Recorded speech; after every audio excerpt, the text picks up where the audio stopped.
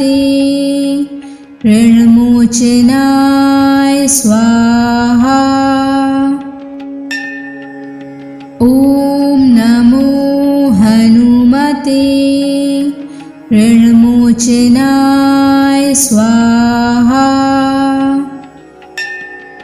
ॐ नमो हनुमते ऋणमोचनाय स्वाहा।